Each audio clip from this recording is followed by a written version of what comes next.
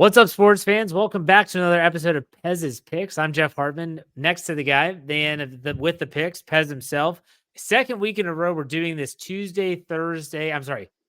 Wednesday. Gosh, what day of the week is it? Like, what are we doing? Tuesday. The Eagles made us all. Yeah, that's right. We're recording on Tuesday. It'll be a Wednesday, Thursday run. Gosh, I don't even know what day it is. Punch drunk from that game, Jeff. Punch drunk from that Birds game. I don't know what happened. I don't know. Your birds suck. That's what happened. How do you not hold on to it? All right. So this show, we are going to have a recap of our picks, both in college football and in the NFL. And then in the show tomorrow, we're going to have all of our plays for the upcoming week. And I want to remind everyone out there that we're recording this before most of these lines are set. So lines can shift. When we talk about some of these plays that we had last week, lines can shift. So in that regard, keep that in the back of your mind and make sure you're staying tuned to @Pez's Picks on Twitter and X and on Instagram for the latest up-to-date lines and plays from this guy here. But Pez, your birds lose, man. How you feeling? It happens, Jeff. It's like a 5% chance, I think, to do something like that. And Turd Cousins burned us. That guy's done it before, Jeff, with his stupid purple team. But we beat them in the playoffs, and the Birds, the cream rises to the top. It's week 2, still preseason. We're missing AJ. I mean, come on. My man Saquon. We love him. We're not going to get on him, Jeff. I'm not saying he lost the game. I mean, I'm not saying that. I'm sure there's plenty of Eagles fans that are getting on him today. Just so you know. Could have kicked the field goal, Jeff. How's stupid Sirianni doing? That's an idiot. I think his seat's getting hot. But before we talk about football plays from last week, I want to ask you about baseball. We haven't talked about baseball too much since football got going. And you have made some plays in that area. You've kind of shied away from a lot of stuff. You talked about inflated lines and trying to not get suckered into bets. Any thoughts on baseball before we head to football? Well, since the break, Jeff, we're 16-10. And, it's a tough time of year to bet baseball. When you're up money on baseball, when you get the last couple of weeks, it's danger zone.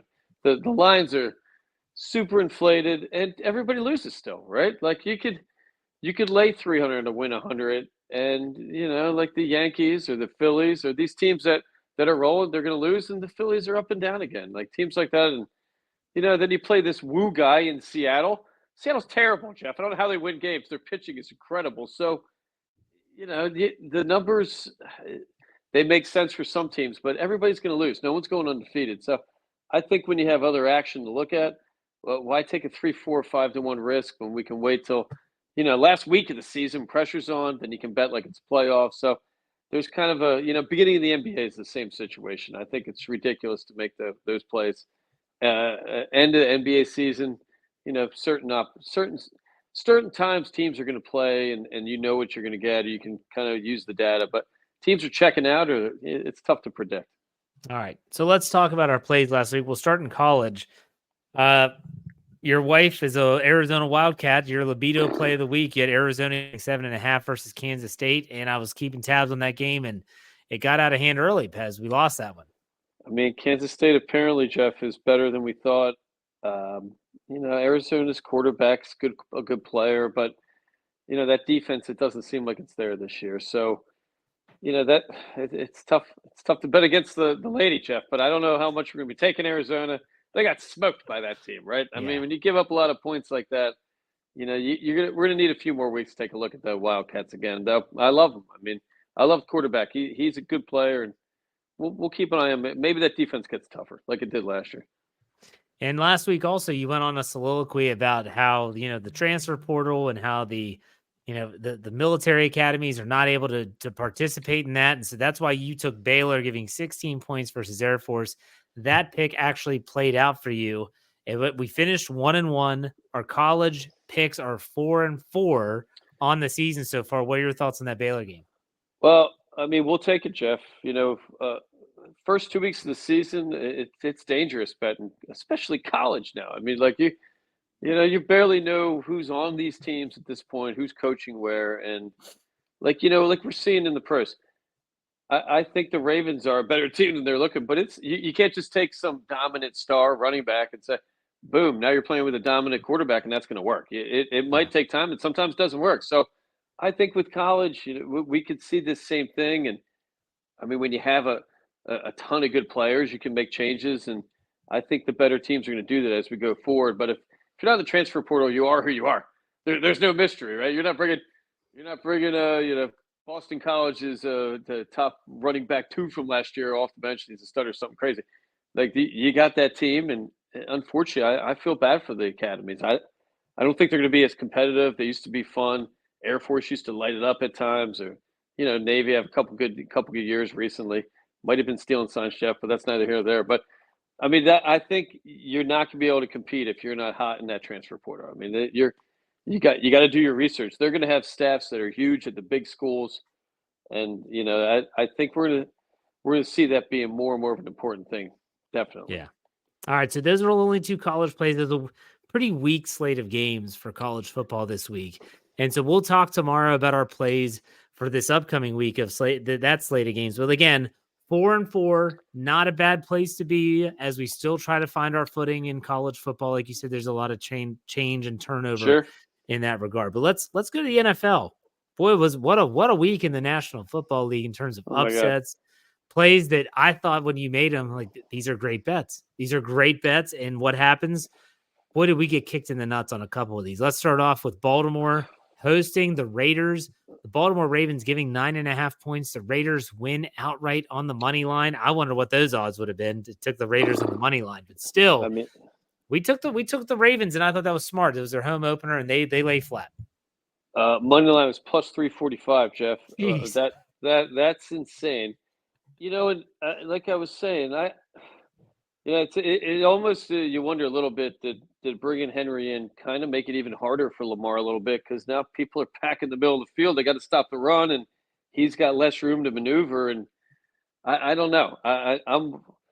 I'm a little let down by that team. I thought they were going to be better and great, because running the ball is, the good teams are running the ball. Pittsburgh's running the ball. Kansas City's running the ball. So I don't know, Jeff. That's a weird one. That's one of the weirder games. It happens.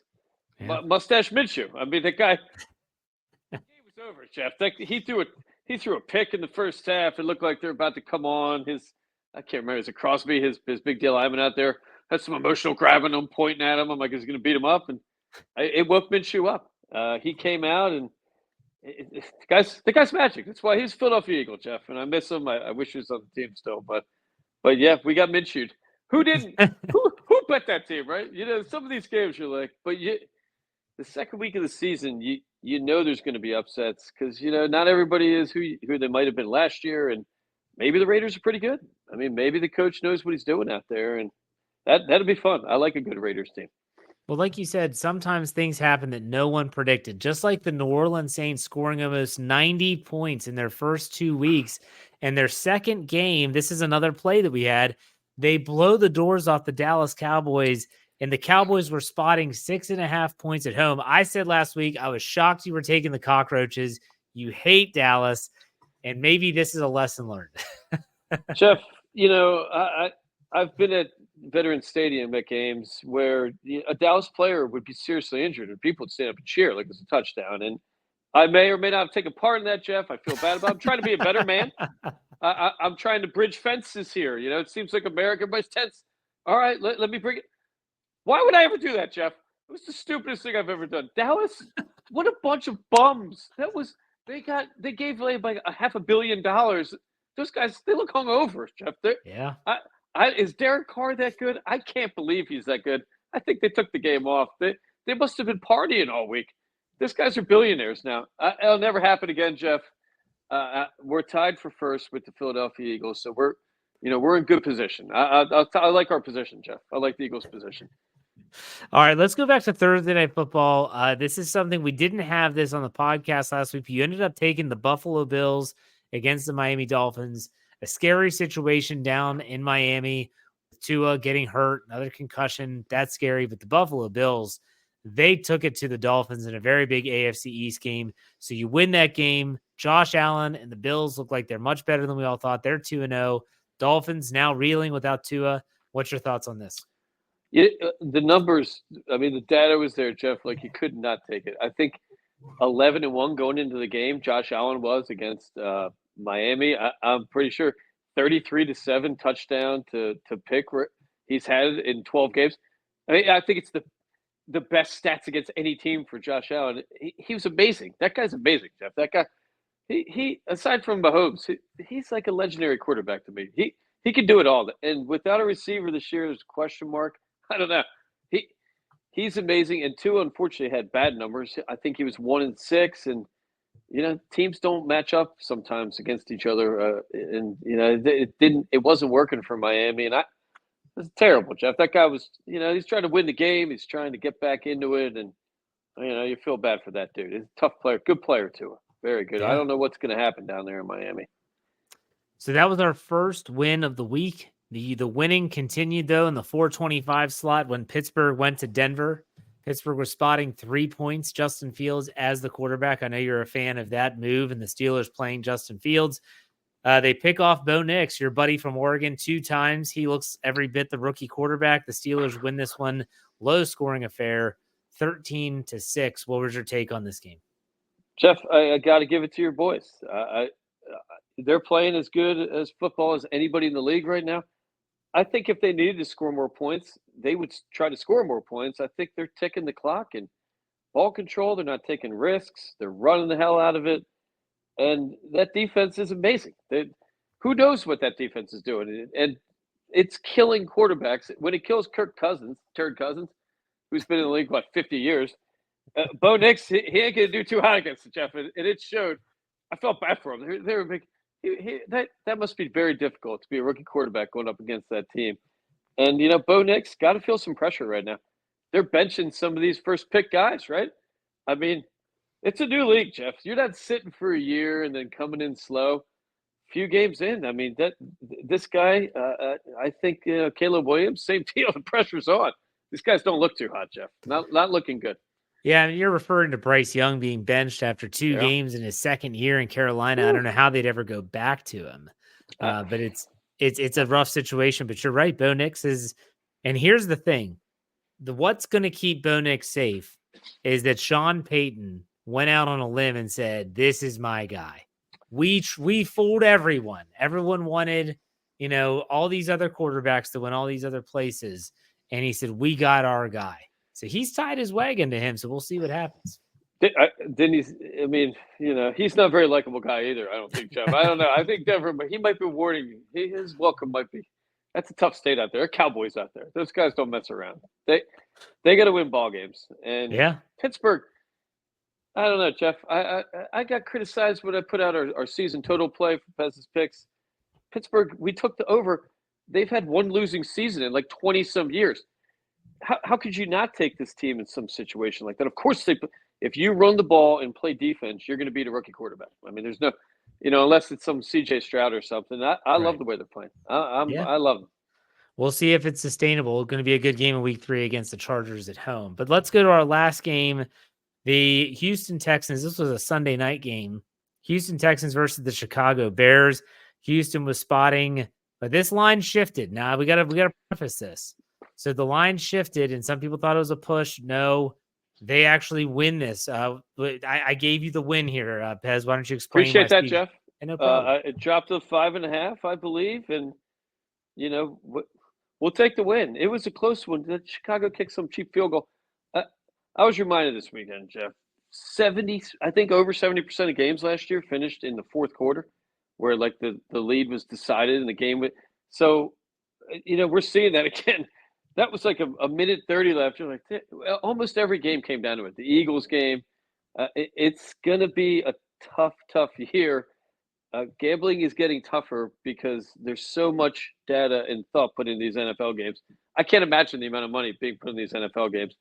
I talk to people, and they're like, "Oh, what's the play?" Or who's your parlay? I'm like, "Oh, I didn't know you're an Eagles fan." They're like, "I don't watch football." People are just gambling, Jeff. This is like it's exploding. So that means more money is being put into these lines, and they're super tight. I mean, they're pretty tremendous right now. Our colleague, the Sling Man, our contributor, he told me he put a in-play bet. I can't remember the team, Jeff, but 2 minutes or 10 minutes in, they were minus 74. I'm pretty sure he covered, Jeff. I can't remember. I think Kent State is who lost, but only the Sling Man would put in a minus 74 bet, Jeff. That's unprecedented. And we got to put that up on a wall or something. That and Action Man betting cricket, two legendary contributors to Pez's picks right there. So after last week, and you could have taken, you said this on the show last week, the trap game of the week would have been Green Bay without Jordan Love over Indianapolis. We stayed away from that game, but Green Bay ended up winning. And so we could have been on the winning side there, but instead we're 5-5. We are 5-5 Jeff, on NFL picks so far. We're soft for not taking that game. And I feel bad for not taking that game. Of course they won. Everybody was betting the Colts. Who would have bet on, I think his name's Willis, the guy with the Liberty? Malik Willis.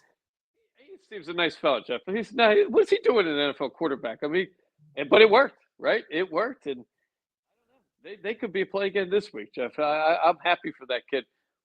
Could change his life, right? I mean, and playing in Green Bay's tough, especially if you're a dome team going outside. And, I don't know. We were a little soft, Jeff. We're 500. Our policy, our plan is your worst week, you're 500. So if you can continue doing that, get a win here and there, I mean, that's how you start building a little bit. You don't want 0-3 weeks, Jeff. They're heartbreakers. I mean, but they happen. They happen. If the worst that we do is breaking even, then we're doing pretty darn well. Oh, especially this week of carnage. I don't know. I think some people might be out of the game, Jeff. I can't imagine the amount of money that was brought in by the books. There's some crazy stuff happening.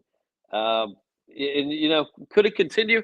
You wonder a little bit because they put a lot of thought into these schedules, and they want everybody in the league, coming out hot. And it to me, it seems like, some of these teams that everybody thought were going to get smoked first 4 or 5 games, maybe there's some math involved, Jeff. Some algorithms used to put teams in situations. Nobody wants 0-4 teams. 0-4, that town shut down on that league. So I don't know. We have to keep an eye on that, and we're confident. We got some good numbers this week. I mean, I hope, Jeff. I hope. I don't want to jinx myself. All right, so we're going to stop this podcast here. Make sure you join us tomorrow for another episode of Pez's Picks, where we are going to talk all about the upcoming slate of games. That's college football. They're well into week 4, NFL into week 3. Pez, any final thoughts on the week that was? Well, I'm proud of us, Jeff. We're proud. Even Steven's a good start, and we're getting dialed in. I'm getting excited. It's going to be a great NFL year. Can't wait. All right, fantastic. We'll see you tomorrow on another episode of Pez's Picks.